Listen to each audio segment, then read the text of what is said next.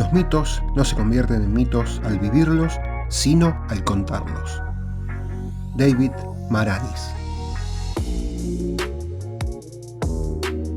A partir de 1979, y en solo 3 años, el entrenador de fútbol americano y director técnico Bill Walsh logró que los San Francisco 49ers pasaran de ser el peor equipo de fútbol americano de los Estados Unidos y tal vez el peor equipo deportivo profesional a ganar el Super Bowl.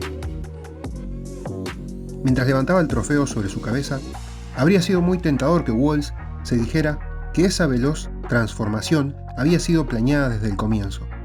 Décadas después, mientras reunía sus memorias, habría sido muy tentador creerse esa historia. Es una historia muy atractiva pensar que su llegada al equipo y el vuelco que dio y la transformación posterior habían sido cuidadosamente planificadas, que todo había ocurrido exactamente como él quería, gracias a que era tan bueno y talentoso. Nadie le hubiese echado la culpa por eso. Sin embargo, Walsh se negó a cultivar esas fantasías, tanto al comienzo como al final de su carrera, cuando relató sus logros. ¿Sabes cuál era la respuesta que daba cuando la gente le preguntaba si tenía un cronograma para ganar el Super Bowl? La respuesta era siempre que no. Porque cuando uno se hace cargo de un equipo tan malo, esas ambiciones habrían sido totalmente absurdas. El año antes de su llegada al equipo, habían logrado ganar 2 partidos, pero habían perdido 14. La organización estaba desmoralizada, en la quiebra, sin posibles candidatos de jugadores y totalmente entregada a una cultura de la derrota. En la primera temporada con Walsh volvieron a perder otros 14 partidos. Walsh casi renuncia a mediados del segundo año, porque no estaba seguro de lograr algo más. Sin embargo, 24 meses después de hacerse cargo del equipo y poco más de un año después del momento en el que casi renuncia, ahí estaba, el genio, campeón del Super Bowl. ¿Cómo pasó esto? ¿Cómo es posible que esto no fuera parte de un plan? La respuesta es que cuando Bill Walsh se hizo cargo del equipo, no estaba obsesionado en ganar per se, sino en implementar lo que llamó estándares de desempeño. Es decir, lo que se debía hacer, cuándo se debía hacer y cómo se debía hacer, desde el nivel más básico y a través de toda la organización. Walsh solo tenía un programa, y tenía que ver con inculcar esos estándares. Walsh se concentró en detalles aparentemente triviales. Los jugadores no se podían sentar en el campo de práctica, los entrenadores debían usar corbata y meterse la camisa dentro del pantalón, todo el mundo tenía que esforzarse y comprometerse al máximo, el espíritu deportivo era esencial. Los vestidores debían permanecer limpios y ordenados, no se podía fumar, las peleas estaban prohibidas y tampoco podían usar lenguaje vulgar. A los mariscales de campo les decía dónde y cómo agarrar el balón, los defensas debían practicar 30 movidas críticas, los pases eran monitoreados y medidos milimétricamente, los entrenamientos comenzaban puntualmente. Sería un error suponer que todo esto tenía que ver con el control. Los estándares de desempeño tenían que ver con inculcar en el equipo prácticas de excelencia. Estos estándares, precisos y al parecer sencillos, importaban más que tener una visión grandiosa o hacer una demostración de autoridad. En opinión de Walsh, si los jugadores podían cumplir con los detalles, los resultados mejorarían por sí solos, y así llegarían los triunfos. Walsh tenía la suficiente confianza como para saber que estos estándares terminarían por contribuir a la victoria. Pero también era lo suficientemente humilde como para saber y recordarse todo el tiempo que era imposible predecir cuándo llegarían esas victorias. Entonces te podrás preguntar, ¿por qué a Walsh le llegó más rápido que a cualquier otro entrenador? Bien, eso fue totalmente fortuito. No fue resultado de su visión grandiosa. De hecho, en la segunda temporada de Walsh, uno de los técnicos se quejó ante el dueño del equipo porque Walsh parecía demasiado preocupado por las minucias y entre sus metas no estaba ganar. Walsh despidió al técnico por chismoso.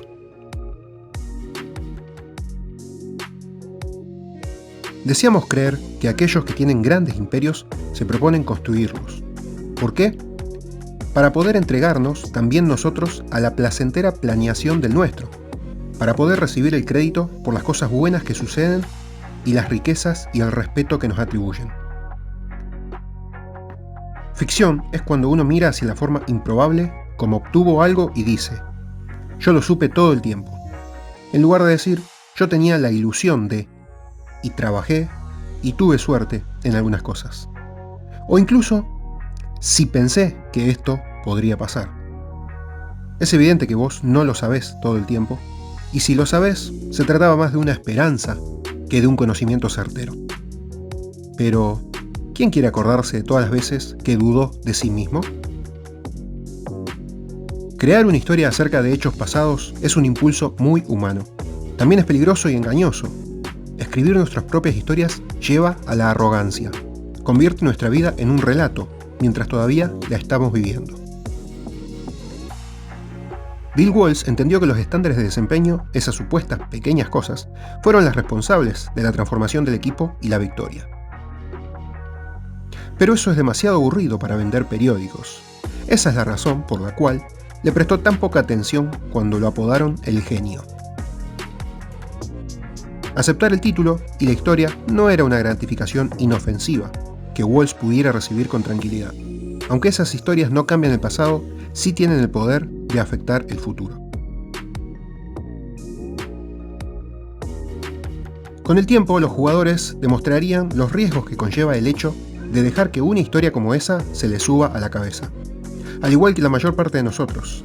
Ellos querían creer que su improbable victoria se debía a que ellos eran muy especiales.